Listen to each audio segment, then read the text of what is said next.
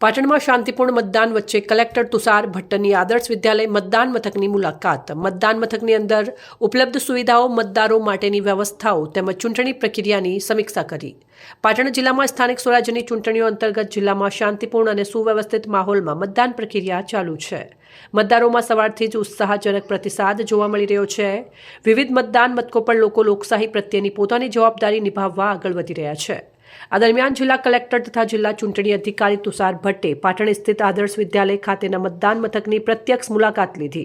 તેમણે મતદાન મથકની અંદર ઉપલબ્ધ સુવિધાઓ, મતદારો માટેની વ્યવસ્થાઓ તેમજ ચૂંટણી પ્રક્રિયાની સમીક્ષા કરી.